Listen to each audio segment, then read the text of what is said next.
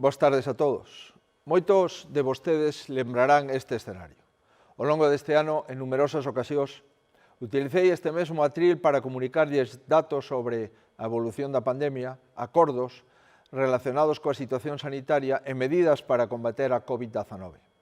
A miña primeira mensaxe ten que ser para recordar aqueles galegos que nos dixeron adeus para sempre por culpa da pandemia, e tamén para as súas familias e para todas as que neste ano tan difícil despediron a un ser querido por calquera razón. Foi un ano no que nin siquera puidemos decir adeus como nos gustaría os que se foron. Sabemos que ese inmenso baleiro nunca se poderá compensar.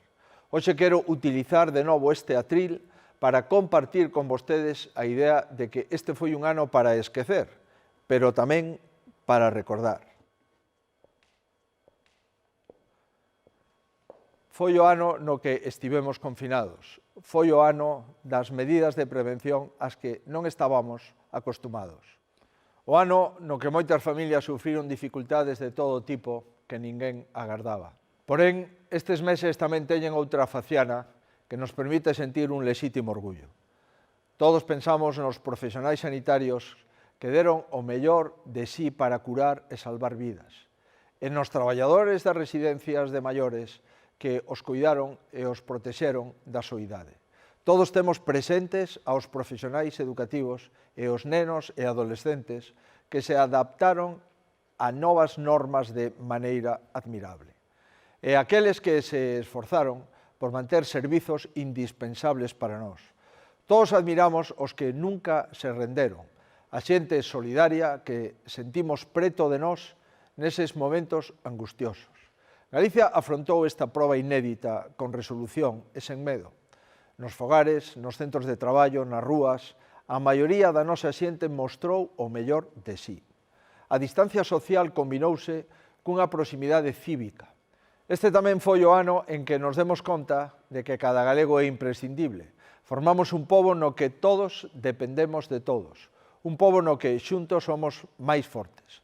Galicia deu a talla como comunidade e tamén como un conxunto de institucións capaces de traballar armónicamente. Todas nos esforzamos por trasladar a xestión da pandemia os dous aspectos máis salientables da resposta que deu a sociedade galega: rigor e afectos. Tan importante como arbitrar medidas rigorosas baseadas en criterios de expertos é cuidar esa afectividade que nos fai sentir parte dunha cidadanía solidaria na que ninguén é alleo. Volveuse a evidenciar esa Galicia entendida como fogar común, como familia. Esa resposta social é aínda máis meritoria tendo en conta a complexidade das medidas que nos vemos obrigados a tomar. Sei que modificamos normativas con frecuencia para adaptalas a unha situación cambiante. Sei que afectamos todos os aspectos da vida cotiá, incluídas estas festas. Sei que a chegada da COVID truncou proxectos persoais e profesionais. Sei tamén que aínda hoxe hai moitas persoas que temen polos efectos económicos e que terán para as súas familias, autónomos, profesionais da hostelería, empresas que viven este Nadal con incerteza de como afrontar todo isto. Seino e sinto de todo corazón. Pero tamén sei que comprenden que cada medida adoptada en Galicia tivo como obxectivo protexelos a todos vostedes, e poder continuar como unha das comunidades con mellor comportamento nesta pandemia. Non é un consolo, porque a afectación tamén aquí é moi importante, pero é unha motivación para seguir tomando as decisións que sexan necesarias o tempo que aínda sexa preciso. Por suposto, seguiremos adoptando acompañados sempre dos expertos do Comité Clínico, os que nunca lles agradeceremos dabondo as horas e o esforzo que teñen dedicado a pensar no que é mellor para todos. E adoptámolas tamén acompañados da maioría dos galegos que respectan e cumpren as normas. Pídolles, porque non podo deixar aínda de facelo, que sigan sendo responsables.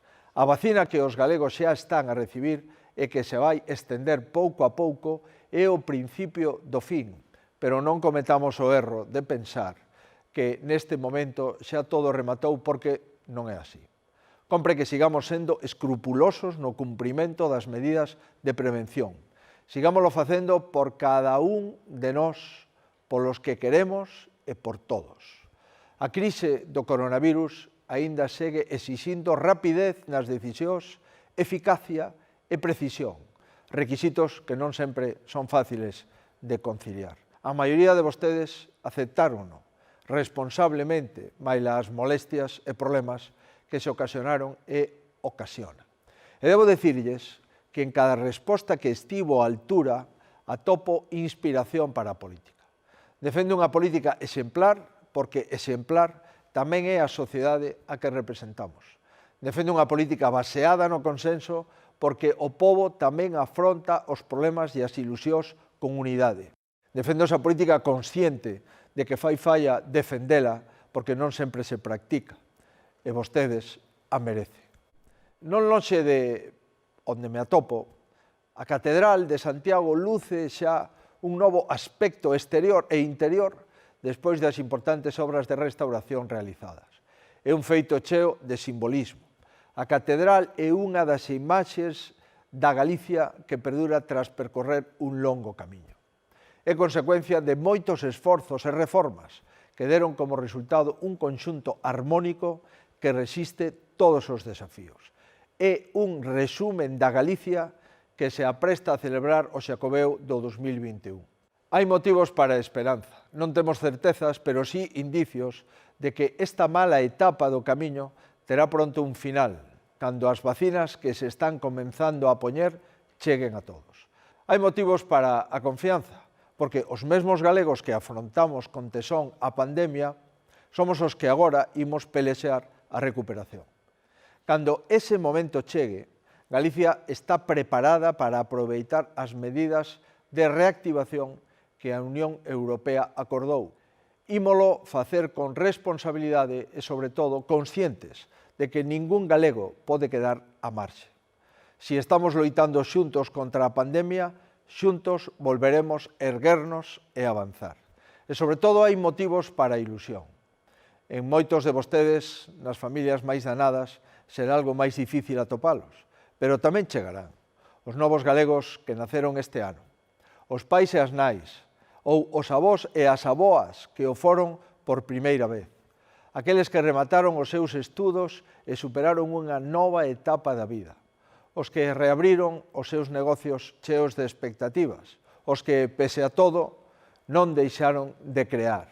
Todos eles nos ensinan que sempre hai motivos para seguir adiante.